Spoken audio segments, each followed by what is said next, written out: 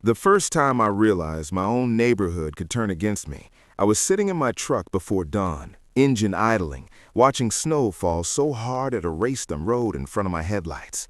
The kind of snowstorm that makes everything quiet and dangerous at the same time. I had lived on Meadowbrook Lane for over a decade. I had plowed these roads more times than I could count. I had helped neighbors who were sick, elderly, or simply stuck. And yet that morning, I knew something was wrong. Not because of the weather, but because of the note folded under my windshield wiper, the one that warned me I was about to become a problem that needed to be handled. I did not know it yet, but that moment was the start of a chain reaction that would cost me clients, threaten my home, trap an entire neighborhood in snow, and expose how easily power can rot when the wrong person gets control. All because I tried to help people during a Colorado winter. If you were in my position, would you fight back or stay silent? My name is Vincent Forrester, and for 15 years I've run a small snow removal business in the mountains outside Boulder. It's nothing impressive. One plow truck, long hours, a phone that never stops ringing when storms roll in. But it's honest work, and in the Rockies, it matters. Snow here is not cosmetic. It isolates people. It blocks medical access. It turns a driveway into a risk. I bought my property on Meadowbrook Lane in Pine Ridge back in 2011. 2 acres, a modest house, and a detached garage that was perfect for storing my equipment. At the time, the neighborhood was exactly what I wanted: quiet, practical, and cooperative. Most of the residents were older couples who had lived there since the 1970s. People waved. People helped each other. Nobody obsessed over rules. Yes, there was an HOA, but it was barely alive. Old Mr. Henderson ran it from his kitchen table. He collected minimal dues once a year, organized the occasional potluck, and otherwise stayed out of everyone's way. Fence heights, mailbox colors, parking, none of that mattered. We were mountain people. We understood that surviving winters meant flexibility, not bureaucracy. That balance held for years, until Mr. Henderson passed away. 3 years ago, a woman named Patricia Whitmore moved into the massive house at the top of the hill. She was 52, recently divorced, and financially comfortable in a way that set her apart immediately. She had opinions about everything: noise, vehicles, appearances, standards. Within 6 months, she campaigned her way into the position of HOA president, promising to elevate property values and transform Pine Ridge into a premier mountain community. Most people didn't even show up to vote. I was out of state on a job and missed it entirely. I didn't think it mattered. That was my first mistake. The first year under Patricia wasn't unbearable. She introduced cosmetic rules. Holiday decorations had deadlines. Lawns had expectations. It was irritating but survivable. The second year, she shifted focus. Vehicles became her obsession. Commercial trucks were suddenly banned from overnight driveway parking. That rule hit me directly. I adapted. I parked my plow truck partially behind my garage, out of street view. I kept my head down. I told myself it would blow over. Then winter arrived. December hit Pine Ridge hard. The first major storm dumped nearly 30 inches in less than 2 days. My phone exploded with calls. Elderly neighbors needed access. Medical appointments couldn't be missed. Roads had to be cleared before sunrise. My truck became a familiar sight throughout the neighborhood, lights flashing at 5 in the morning. That's when Patricia started leaving notes on my windshield.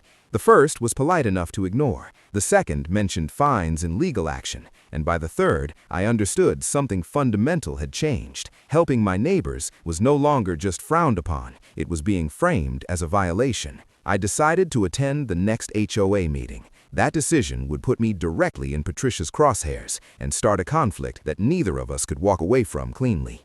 The HOA meeting was held in Patricia Whitmore's living room, and that alone should have told me everything I needed to know. Her house sat at the highest point in Pine Ridge, all glass, stone, and vaulted ceilings, the kind of place designed to impress before you ever spoke a word. A gas fireplace dominated the room, unlit but immaculate, like it existed more for status than warmth. About a dozen people showed up, mostly newer residents. The older neighbors, the ones who remembered when Pine Ridge was informal and cooperative, had stopped attending months ago. Patricia had turned meetings into rigid, procedural ordeals, complete with printed agendas and strict speaking limits. People didn't feel welcome unless they agreed with her. I arrived straight from work, boots still dusted with snow, fleece jacket unzipped, tired but determined to keep things civil. Patricia sat at the head of the room with a clipboard, greeting glasses perched low on her nose. She looked up when I entered, her expression tightening just slightly. "Agenda item 7, she announced later, tapping her pen. "Unauthorized commercial vehicle operation on HOA streets." Every head in the room turned toward me. "Mr. Forrester," she continued, "you've been observed conducting snow removal business within the community without board authorization." I stood. "Vince, I live here. These are public roads. I'm not operating on HOA property. I'm driving on county streets to reach my clients." She didn't hesitate. "These streets are maintained through HOA dues. Your heavy commercial vehicle causes wear, noise, and disruption that residents pay to repair." "The county plows these roads," I said, keeping my voice steady. "They're public rights of way. You can't ban me from driving on them." That's when she smiled. Not warmly, not kindly. The smile of someone who believed she had already won. "Actually," she said, shuffling papers, "if you review Section 12, Paragraph 4 of our updated covenants and restrictions, approved last spring, the board has authority to regulate commercial traffic that creates excessive noise, pollution, or infrastructure damage. Your vehicle qualifies under all three." "I wasn't at that meeting. I didn't vote on any updates," I said. "Absentee votes count as abstentions," she replied calmly, "and abstentions default to the majority." The room was silent. Even her supporters looked uneasy. "I'm prepared to issue you a commercial activity permit, $500 per month plus a $2,000 refundable deposit against potential road damage." For a moment, I thought I'd misheard her. Then I looked around and saw the same disbelief on other faces. "That's extortion," I said flatly. "That's the cost of operating in a quality community. Take it or leave it. Otherwise, unauthorized activity will result in $100 fines per occurrence, and unpaid fines will be subject to a lien on your property." I waited for someone, anyone, to speak up. Mrs. Chen wasn't there, too cold for her to come out at night. The Robinsons avoided eye contact. People who'd benefited from my work suddenly found their phones fascinating. Only Tom Webster, who'd lived in Pine Ridge since 1974, cleared his throat. "This is ridiculous. Vince helps people. He cleared my driveway last week and wouldn't take money."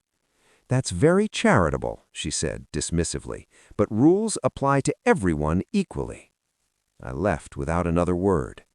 At home, I sat at my kitchen table staring at bills. Fuel, maintenance, insurance, legal fees.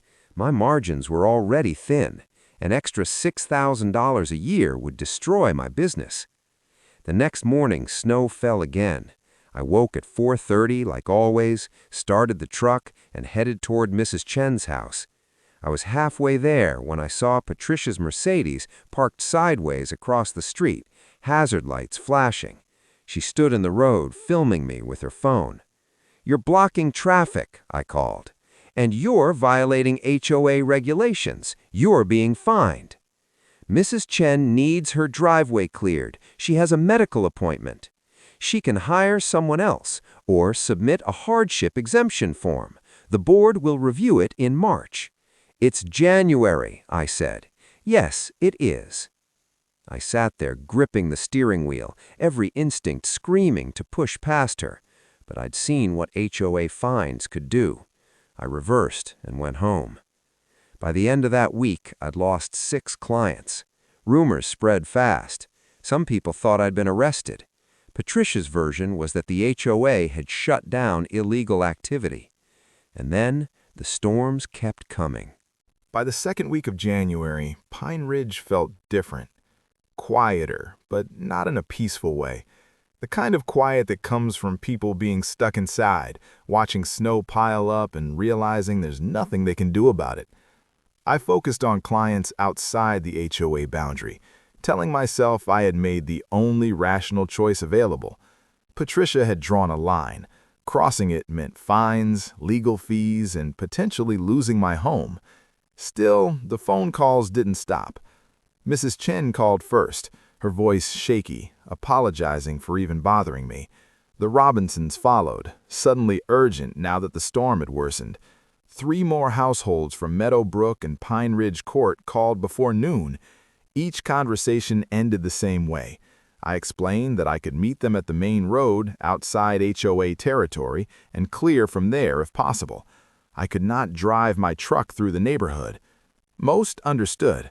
A few didn't. One accused me of abandoning the community. Another asked why I didn't just pay Patricia and make it go away. None of them offered to help cover the cost. Mrs. Chen cried and told me not to risk trouble on her behalf. That one stayed with me. By Friday, word had spread. Vince can't work in Pine Ridge anymore. No one knew the details, just that the plow truck was gone. Driveways filled, side streets narrowed. I drove past my own neighborhood and felt like an outsider watching something slowly break. The forecast for the following week was worse. The National Weather Service issued warnings 3 days in advance. A massive system moving down from Canada expected to dump 3 to 5 feet of snow across the Rockies in under 48 hours. Sub-zero temperatures, high winds, drifts tall enough to swallow vehicles. Local officials urged people to stock up and stay home. I spent 2 days preparing. Checked belts, changed oil, tuned the blade. My non-HOA clients were paying premium rates for guaranteed service. It would be exhausting, but it would keep my business afloat. The storm hit Tuesday night. By Wednesday morning, Pine Ridge was buried. Even my own driveway had 3 feet of snow packed hard by wind. County plows struggled on the main roads, but interior streets, including every road in the HOA, were impassable. I worked 18 straight hours clearing county areas and unincorporated properties. I made good money. I came home exhausted. At 6 the next morning, my phone rang. Unknown number. "This is Susan Montgomery with Mountain View School District," a clipped voice said.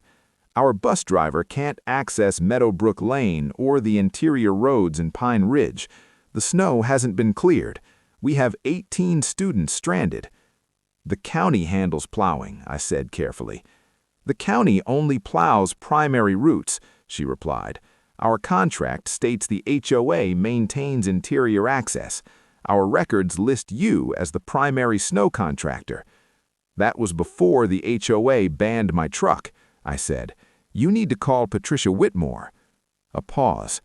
"We've been calling her since 5 this morning. No answer." I hung up. The superintendent called next, then the county dispatcher, then neighbors not asking for service but demanding answers. Patricia, it turned out, had been assuring everyone that professional snow removal was arranged. She had even collected special assessment fees all winter for it. No one had actually been hired.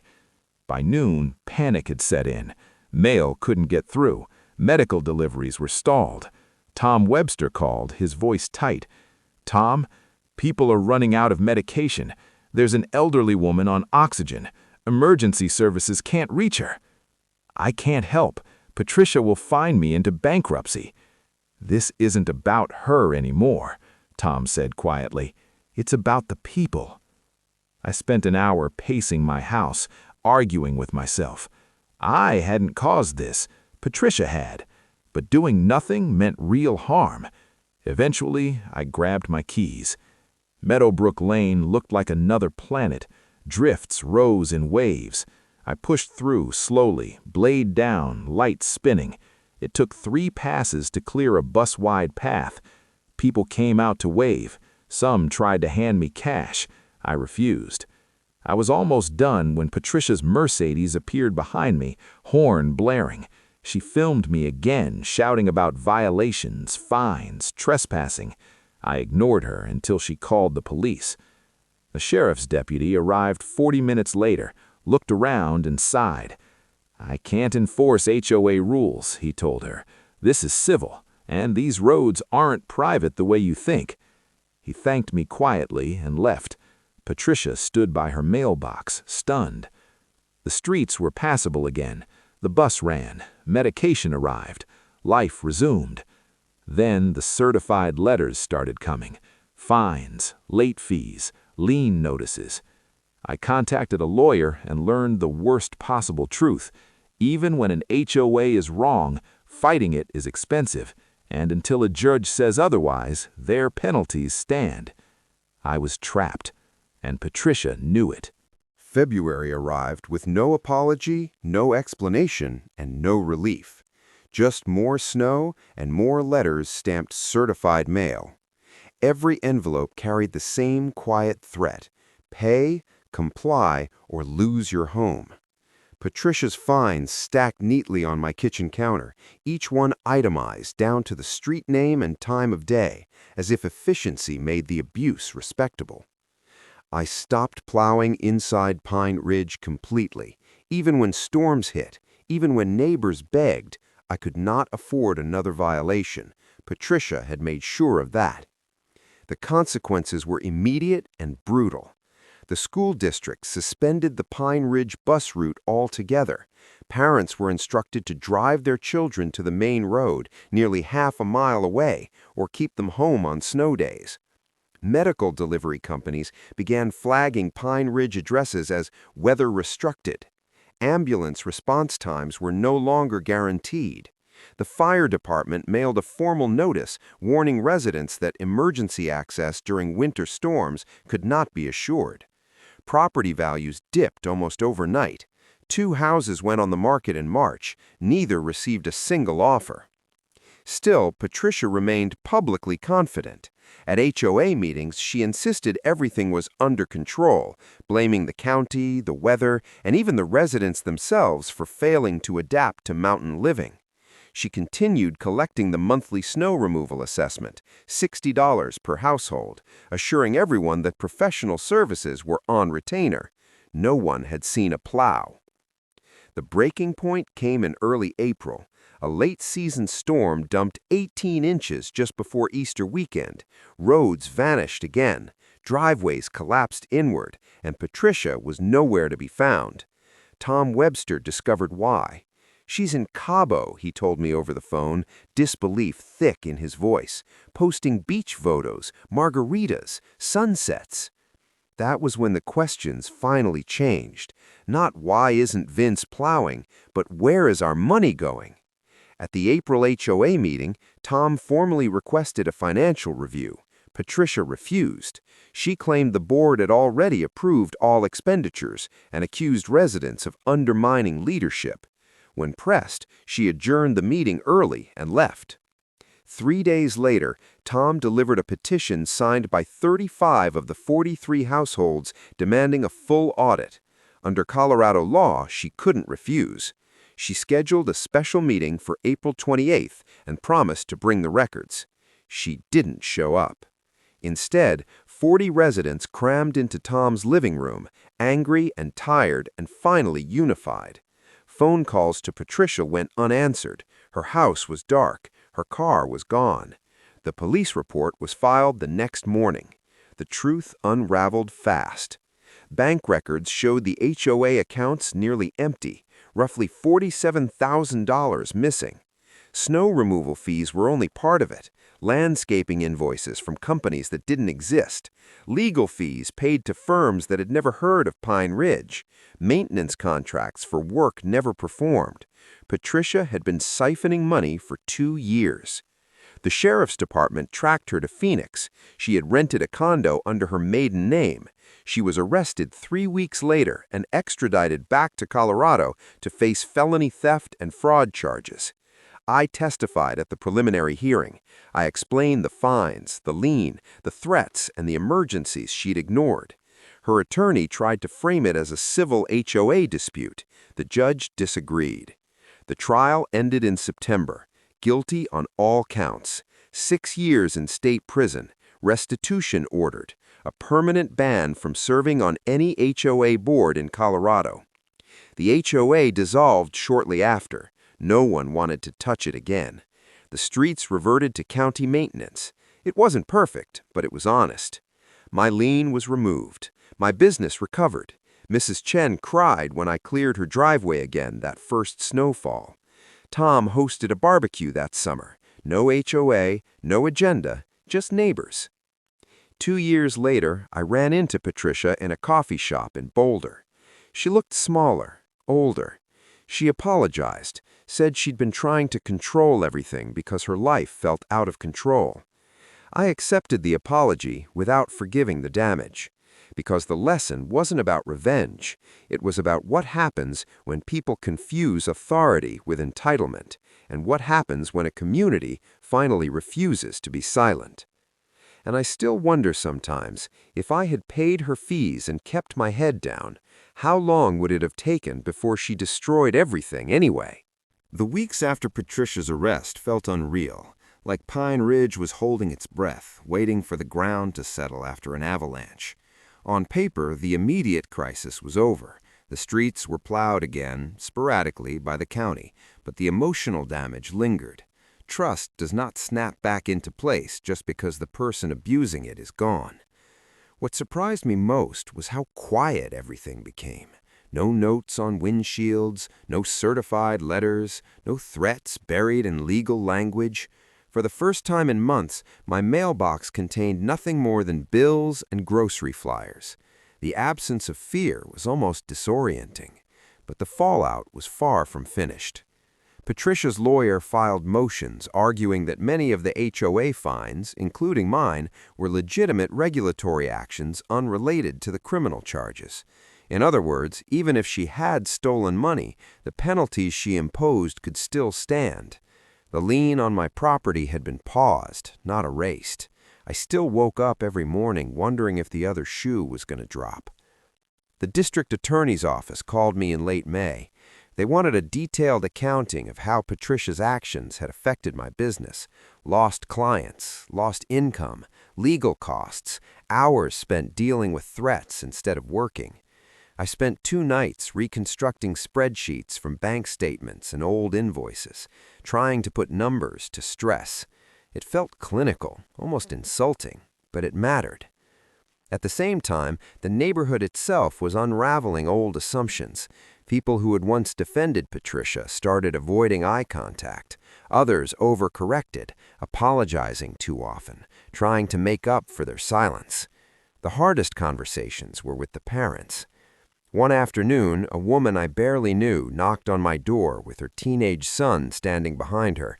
She explained that he'd failed a math test because he'd missed school repeatedly during the winter storms. No bus, roads too dangerous to drive. She wasn't accusing me exactly, but the guilt hung there anyway, heavy and misplaced. "I should have spoken up sooner," she said quietly. "I didn't know what to say." In June, the preliminary hearing made everything public. Neighbors who hadn't paid attention before suddenly learned how close Pine Ridge had come to real disaster. Testimony from the school district, statements from emergency responders, bank records displayed on screens, Patricia's voice, flat and defensive, insisting she had only ever acted in the community's best interest. That phrase stuck with me. The judge didn't buy it. He emphasized intent, pattern, abuse of authority. When he bound the case over for trial, there was a collective exhale in the courtroom. For the first time, it felt like accountability was real, not theoretical. Still, life didn't pause for legal proceedings. Summer came, snow melted. Pine Ridge looked normal again, almost idyllic. You could forget, if you weren't careful, what winter had revealed. I threw myself to work, took on more county contracts, said yes when I usually would have said no. The money helped, but mostly I needed the distraction. My truck was reliable, predictable, problems you could fix with tools and effort, not lawyers. Then, in August, I received a call from Patricia's attorney. He wanted to discuss potential civil exposure and whether I intended to pursue damages. The question caught me off guard. I hadn't thought beyond survival, beyond keeping my house. I told him the truth. I just want the lien gone and my business left alone. He sounded relieved. Litigation would only make things worse for his client. When the trial began in September, I didn't attend every day. Tom did. He relayed updates in short, stunned messages, fake invoices, deposits into Patricia's personal account, emails where she talked about residents like obstacles instead of people. The verdict came faster than anyone expected. 4 hours of deliberation, guilty on all counts. Sentencing was quieter. The judge spoke about betrayal of trust, about how power, even at a small scale, can cause real harm when misused. 6 years, restitution, a permanent ban from HOA leadership. Afterward, in the hallway, people cried, not of joy, but relief, the kind that comes when something rotten is finally cut out. The HOA dissolved a month later. No ceremony, no vote, just resignation. The streets reverted to county oversight. It wasn't efficient, but it was transparent. The lien on my property was officially removed in October. I stood in my kitchen holding the confirmation letter, reading it twice to make sure it was real. Only then did I realize how tense I'd been living. That winter, when the first snow fell, I plowed Pine Ridge again. No permission, no forms, just work. People waved. Some cried. Mrs. Chen held my hands longer than usual. And yet, with everything resolved, one question kept returning.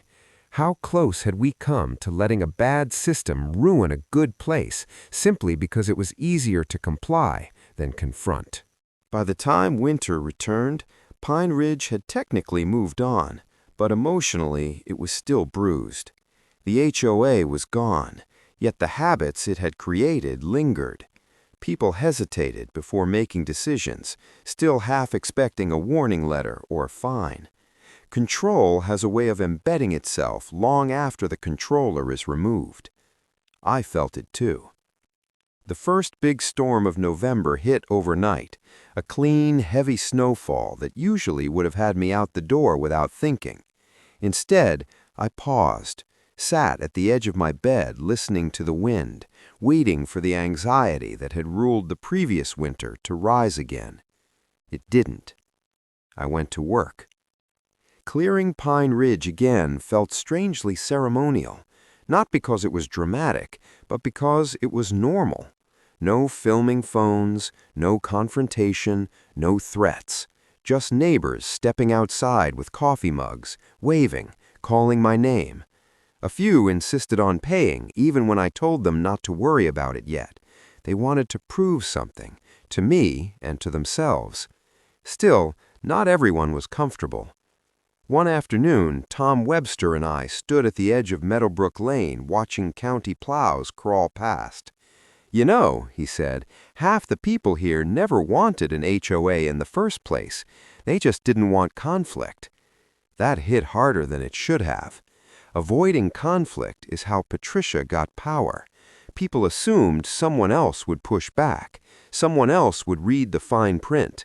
Someone else would say no. When nobody did, she filled the vacuum. As winter progressed, I started hearing more stories, quiet ones. A couple who'd paid fines they didn't understand just to make the letters stop. An older man who had been threatened over a shed he'd built 20 years earlier. A family who'd almost sold their house during the worst of it, convinced they couldn't fight. None of those things had come up in meetings. Fear rarely announces itself publicly. In January, the district attorney's office finalized restitution plans. The HOA's recovered funds were used to settle debts and legal costs. What little remained was divided among former members. My share was just over $300. I spent it on a snowblower for Mrs. Chen. Her daughter cried when I delivered it. That same month, I received an unexpected call from a neighboring community about 10 miles away. They had heard about Pine Ridge, about Patricia, about the trial. Their HOA president was pushing new enforcement rules, and residents were nervous. They wanted advice. I hesitated before agreeing to meet. I wasn't a lawyer, I wasn't an activist, but I understood the mechanics now, how small authority, unchecked, becomes leverage. The meeting was held in a community center. About 20 people showed up. I told my story plainly, no embellishment, no heroics, just facts and consequences. When I finished, the room was silent. A woman in the back finally spoke. So what should we do? I thought about it for a moment. Pay attention, I said, and don't assume compliance is safer than confrontation. It usually isn't. That advice came back to me in March, when Patricia's name resurfaced.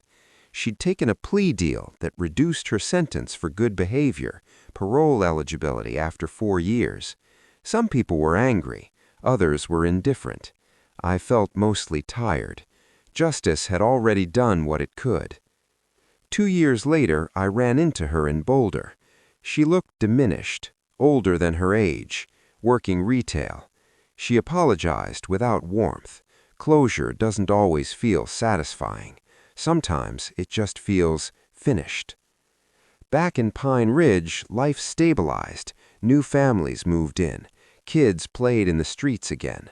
The school bus route was restored permanently. Emergency services removed the warning flags from their system. The neighborhood barbecue that summer felt different than the one before. Lighter, less guarded. No one talked about rules.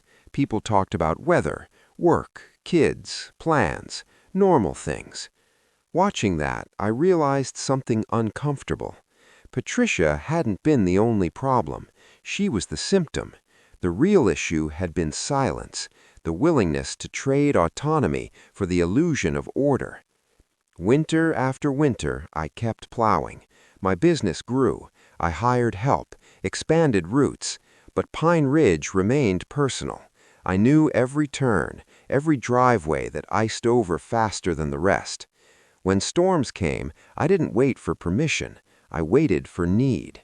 And every time I turned onto Meadowbrook Lane with my lights on and blade down, I remembered how close we came to losing something simple and essential. Not property value, but trust. The question that stayed with me wasn't whether Patricia deserved what happened to her. It was whether we'd recognize the next one before things went that far again. By the third winter after Patricia, Pine Ridge looked healed on the surface. Snow came, roads were cleared, kids made it to school, and emergency services responded without hesitation. If you were new to the neighborhood, you might never guess how close it had come to falling apart. But for those of us who lived through it, there was a permanent change in how we paid attention. People started asking questions in a way they never had before. When the county posted maintenance schedules, residents actually read them. When contractors knocked on doors offering services, people asked for credentials instead of assuming legitimacy. Control had left a scar, and scars make you cautious. For me, the most noticeable change was how often neighbors checked in, not just when they needed something, but to see how I was doing. Patricia had isolated people from each other, turned small issues into private anxieties. Once she was gone, those walls came down. One afternoon, Tom Webster stopped by while I was repairing a hydraulic line on my truck. "You ever think about how close you came to losing this place?" he asked, nodding toward my house. I did, more than I liked to admit. The lien paperwork still lived in a folder in my filing cabinet. I hadn't thrown it away. It was a reminder of how quickly stability can be threatened by something as mundane as a rule interpreted by the wrong person. That winter, I started documenting everything: photos, logs, timestamps, not because I expected trouble, but because I understood now how narratives get twisted. Documentation was protection. In February, a small test came. A newly moved-in resident complained to the county about early morning plowing noise, not angrily, just formally. The county forwarded the complaint to me. Years ago, that would have rattled me. This time, it didn't. I responded calmly, cited noise ordinances, explained safety requirements, and attached logs. The complaint was closed without issue. What struck me was how different it felt to deal with a transparent system instead of an arbitrary one. No threats, no leverage, just process. Around that time, Tom asked if I'd consider speaking at a town hall about community preparedness, not about HOAs, about winter safety. I agreed. Standing in front of 40 people, I talked about planning, about knowing who in your neighborhood might need help, about how snow removal isn't just convenience, it's access. I didn't mention Patricia by name. I didn't need to. Everyone knew. Afterward, a man approached me quietly. He lived in Pine Ridge during Patricia's reign, but had kept his head down. "I should have backed you," he said. "I was scared." "I know," I told him, and I meant it. Fear explains silence better than apathy ever could. That spring, the county officially upgraded Pine Ridge's priority status for emergency access. It wasn't dramatic, no ceremony, just a notice in the mail. But it mattered. It meant ambulances would reach us faster, that winter would never repeat itself the same way. My business kept growing. I added a second truck, hired 2 part-time drivers for peak storms. The work spread into 3 counties. Still no advertising, just word of mouth. People remembered who showed up when things got hard. One night, while reviewing routes, I realized something else had changed. I no longer felt responsible for fixing everything alone. Neighbors coordinated, shared resources, checked on each other. Pine Ridge had become resilient, not dependent. That realization mattered more than the money or the vindication. Power thrives where people wait for permission. What replaced it here was initiative. When the next heavy storm hit in late March, something remarkable happened. Before I even finished the main road, 2 neighbors had already shoveled out Mrs. Chen's old walkway out of habit. She was gone by then, but the care remained. That's when I understood the real damage Patricia had caused, and the real recovery. She had tried to centralize control. What survived was decentralization, people helping people without approval. And once you experience that, you don't forget how dangerous the alternative is. By the time spring turned the last of the snowbanks gray and brittle, Pine Ridge had stopped talking about Patricia altogether. Not because people had forgotten, but because they had processed what happened and moved on. The absence of her name in conversation was its own kind of resolution. Life had rhythm again, predictable storms, predictable responses, the kind of stability you don't notice until it's gone and then desperately want back. For me, that spring marked a shift from recovery to reflection. The adrenaline of crisis had faded, and what remained was a clearer understanding of how close everything had come to going very wrong, not just for me, but for everyone who lived there. One afternoon, as I was loading salt bags into the truck, I found myself rereading old messages from that winter, voicemails from neighbors who'd been scared, texts from clients apologizing for believing rumors, notes I'd written to myself about costs and risks. It felt like reading someone else's life. That distance made the lesson sharper. Patricia hadn't needed to be particularly smart or sophisticated. She didn't succeed because she was powerful. She succeeded because people assumed the system would protect them.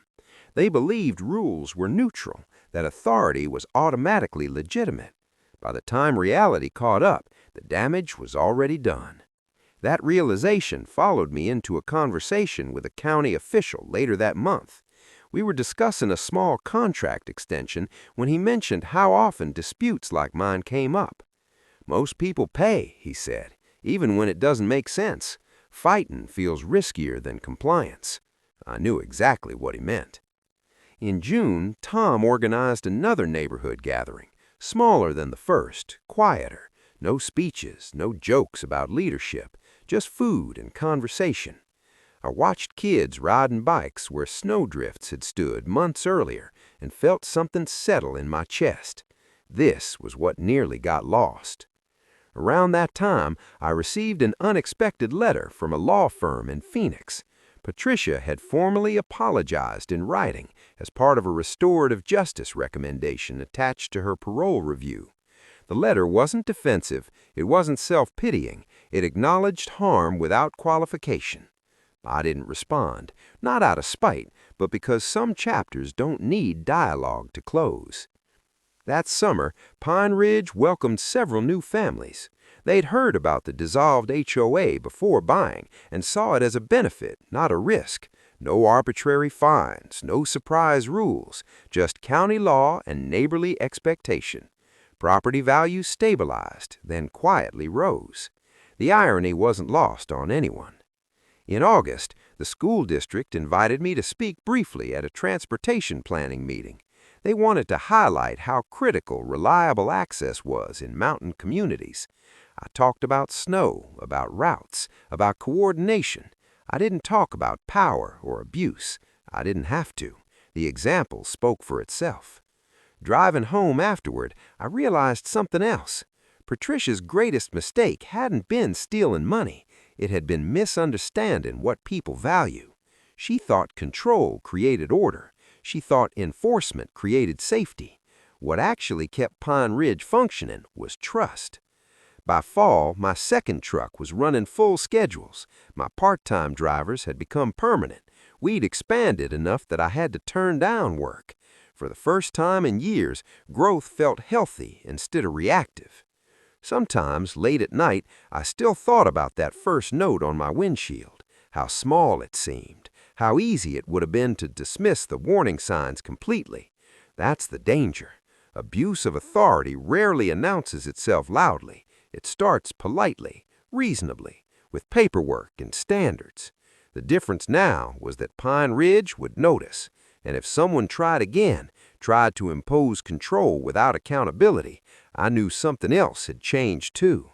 People wouldn't wait for permission to push back. They'd already learned the cost of silence. By the time the leaves started turning again, Pine Ridge felt steady in a way it hadn't before. Not because it was quieter or wealthier or better managed, but because people trusted their own judgment. That kind of stability doesn't come from rules. It comes from experience. I noticed it in small moments. A neighbor knocking to ask before trimming a shared tree line. Parents coordinating rides during bad weather without waiting for instructions. Someone checking on an elderly resident after a storm without being asked. None of it was dramatic. That was the point. The memory of Patricia lingered less as a person and more as a cautionary outline. What happens when authority goes unquestioned? What happens when convenience replaces responsibility? That fall, the district attorney's office finalized the restitution process.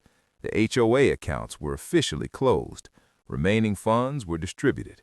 Legal filings were sealed. Pine Ridge, as an organization, ceased to exist. I expected closure to feel bigger than it did. Instead, it felt quiet, like shutting a door you hadn't realized was still open. A few weeks later, I ran into someone I hadn't seen since the worst of it, a former board supporter who'd once defended Patricia publicly. He looked uncomfortable when he saw me at the hardware store. "I was wrong," he said abruptly, "about everything." I nodded. A lot of people were. That was all there was to say. Accountability doesn't always need argument. Sometimes recognition is enough. Winter crept in early that year.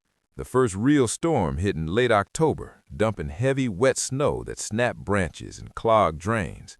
County plows were slower than usual. Before I could finish my route, I saw neighbors already out with shovels, working together, clearing corners where plows struggled. I pulled over to help. No one told me to. No one needed permission. As we worked, someone joked about how impossible this would have been back then. The laughter that followed wasn't bitter. It was relieved. Later that night, sitting in my truck with the heater running, I thought about how close I'd come to making a different choice years earlier, paying Patricia's fees, treating her rules as the price of peace. If I had, she would have kept going. Control doesn't satisfy people like her. It escalates. The community would have suffered longer, quietly, until something broke far worse than snow access. Refusing to comply had been risky. It cost me money, clients, sleep. It put my home in jeopardy, but it forced the truth into daylight. That's what people miss when they talk about standing up to abuse. It's not brave because it feels good. It's brave because it's uncomfortable and uncertain and necessary. In December, Tom invited me over for a beer. We sat on his porch watching the first big snowfall of the season settle over Pine Ridge. "You ever regret not just paying her?" he asked. "No," I said without hesitation. I regret that it took things getting so bad before people believed something was wrong." He nodded. "Me too." By then, my business had reached a point I never expected. 2 trucks, reliable crews, contracts that let me plan instead of scramble. But Pine Ridge remained personal. I still plowed those streets myself whenever I could. Not because I had to, because I remembered what happened when I couldn't. The last I heard about Patricia came secondhand. She'd been granted parole after serving 4 years. Quiet release, no announcement. She'd kept a low profile. I didn't feel anger when I heard, just distance. Her story had stopped intersecting with mine. What mattered was what remained here, a neighborhood that learned the hard way how fragile community can be and how strong it becomes when people stop outsourcing responsibility to rules and titles. There was only one part of the story left unresolved. What happens after the crisis fades, after the villain is gone, after normal returns? That answer came with the next storm. The storm arrived quietly, the way the most serious ones often do.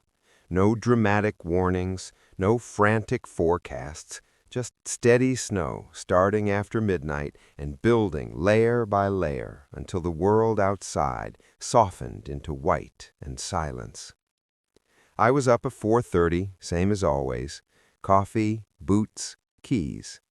When I stepped outside, the air had that deep, muffled stillness that tells you this one will last. I fired up the truck and let it warm, watching my breath fog the windshield. As I pulled onto Meadowbrook Lane, something struck me. There was no tension in my chest, no calculation about fines or rules, no wondering who might be watching or recording, just a job to do. By the time the sun rose, the main routes were clear. County plows followed later, slower but steady. Neighbors were already out, shoveling corners, clearing hydrants, checking on each other. I stopped twice to help dig out cars that had bottomed out overnight. Nobody asked who was authorized. Nobody needed to. The school bus came through right on time. Kids bundled in coats and boots climbed aboard, steam rising from their breath, backpacks thumping against the steps. I watched it disappear down the road and felt something close to pride, not in myself, but in what Pine Ridge had become. Later that morning, I got a call from the medical supply company. Routine delivery, no hesitation, no warnings about access, just business as usual. That was the real ending. Not Patricia's sentencing, not the HOA dissolving, not the apology years later in a coffee shop. The real resolution was normalcy restored without fear. A community functioning because people trusted each other instead of a rule book enforced by ego. That afternoon, Tom stopped by. We stood in my driveway watching the snow taper off. "Hard to believe where we were a few years ago," he said. "Yeah," I replied. "Harder to believe how close we came to accepting it." That's what stayed with me most, how easy it would have been to comply, to pay the fee, to treat extortion as inconvenience, to keep my head down and let someone else deal with the consequences. If I had, Patricia might still be siphoning money, emergency services might still hesitate, kids might still be missing school, neighbors might still be isolated, assuming someone else was in charge of keeping them safe. Tyranny at a small scale doesn't look dramatic. It looks administrative. It hides behind procedure and standards. It survives because people convince themselves resistance is riskier than submission. Pine Ridge learned otherwise, the hard way. My business is steady now. 2 trucks, a solid crew, enough work to turn some down. I still don't advertise. I don't need to. Reputation carries farther than marketing ever could. I still plow Pine Ridge myself when I can, not because it's profitable, but because it reminds me why I started in the first place. I like knowing the roads, knowing the people, knowing that when storms come, nobody is waiting on permission to be safe. Patricia wanted power, control, compliance. What she left behind was a lesson instead, one that cost money, time, and trust, but ultimately made the community stronger. If there's anything this experience taught me, it's this: systems don't protect people. People protect people. And the moment you forget that, you invite someone else to decide what you're allowed to do in your own life. If this story meant something to you, if you've ever dealt with an HOA, a power-hungry board member, or a situation where standing up felt risky, like this video so others can find it. Subscribe if you want more real stories about abuse of authority and what it takes to push back. Share this with someone who might be dealing with a similar situation. And most importantly, comment below. Would you have paid the fees and stayed quiet, or would you have risked everything to stop it?